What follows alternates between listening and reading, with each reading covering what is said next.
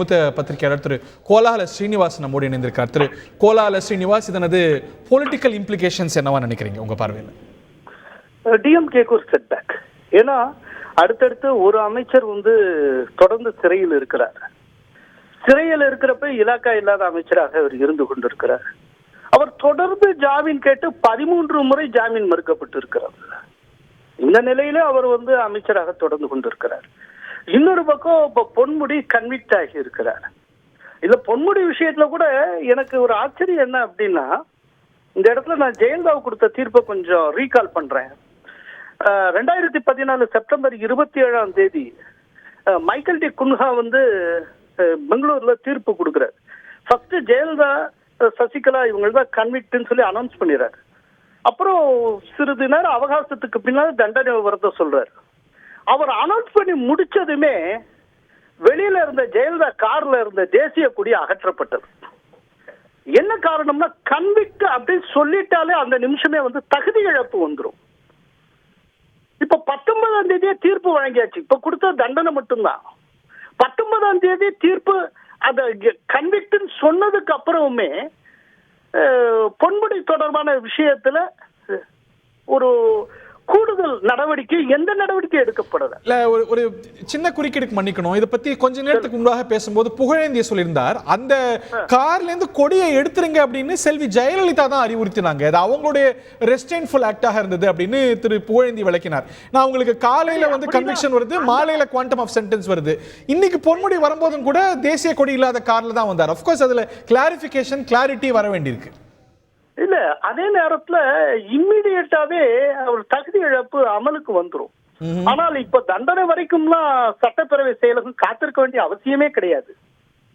இப்ப இனிமேல் இந்த தண்டனை சம்பந்தப்பட்ட விவரங்கள் சட்டப்பேரவை செயலகத்துக்கு போய் அதுக்கப்புறம் அவர் எம்எல்ஏ பதவி காலியானதாக அறிவிக்கப்பட்டு அவர் போட்டியிட்டு வந்த திருக்கோயிலூர் தொகுதி காலியானதாக அறிவிக்கப்பட்டு அதுக்கு ஒரு இடைத்தேர்தல் அடுத்த 6 மாசத்துக்குள்ள வரும். அநேகமா அந்த மக்களவை தேர்தலும் நடத்தப்படும் நான் நினைக்கிறேன். ஏதோ ஒண்ணு இருந்தாலுமே கொஞ்சம் துரிதமாக செயல்பட்டு இந்த மாதிரி இன்னைக்கு இந்த குவாண்டம் ஆஃப் ஜட்ஜ்மெண்ட் இன்னைக்கு தான் நீதியரசர் அறிவிக்கிறார். ஒருவேளை இன்னைக்கு அவர் ஸ்டே ஆன் கன்விக்ஷனே கொடுத்திருந்தாருன்னு வச்சுக்கோங்களேன், இப்ப இந்த 2 நாள் ஏற்பட்ட நடவடிக்கைகள்லாம் ரிவர்ஸ் பண்ண வேண்டி இருக்கும். ஒருவேளை அதுக்காக காத்திருக்கலாமோ? இல்ல, அது நம்மளுடைய இன்டர்பிரேஷன் தான் சார்.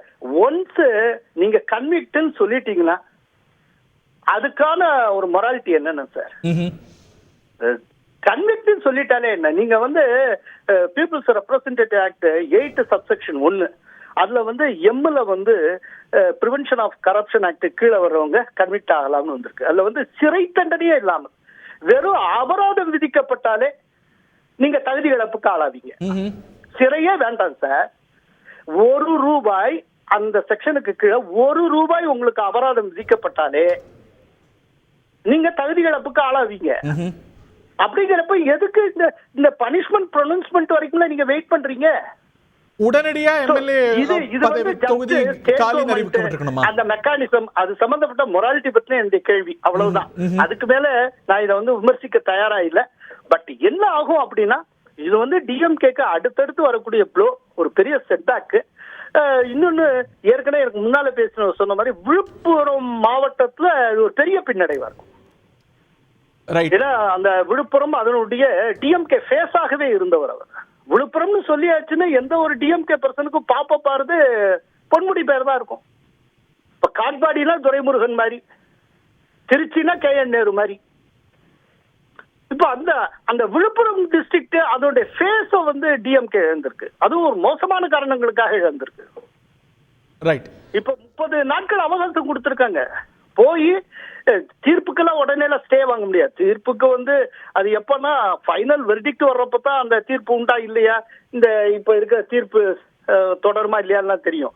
பட் இப்போதைக்கு ரொம்ப தலைகீழா நின்னா இதுக்கு கொடுத்திருக்கிற அந்த பனிஷ்மெண்ட்டுக்கு சென்டென்ஸுக்கு ஸ்டே வாங்கலாம். பட் இப்பெல்லாம் ரீசன்ட் டேஸா உங்களுக்கு உச்ச நீதிமன்றம் கொடுக்கிற தீர்ப்புகள் இதெல்லாம் பார்த்தா ஒருவேளை அப்படி கிடைக்குமா இல்லையான்னு தெரியல. ஆனா ராகுல் காந்திக்கு அந்த மாதிரி கிடைச்சிருக்கு. ராகுல் காந்தி கிடைச்சிருக்க கூட இன்டரிம் ஸ்டே தான், மறந்துடாதீங்க. ஃபைனல் வெர்டிக்ட் கிடையாது. நாளைக்கு ஃபைனல் வெர்டிக்ட் வர்றப்ப இந்த இன்டரிம் ஸ்டே வெக்கேட் பண்ணாங்கன்னா ராகுல் காந்தி கூட ஜெயிலுக்கு போக வேண்டியிருக்கும்.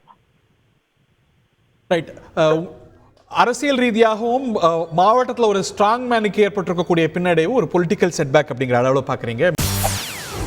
செய்திகளை உடனுக்குடன் தெரிந்து கொள்ள உடனே சப்ஸ்கிரைப் பண்ணுங்க.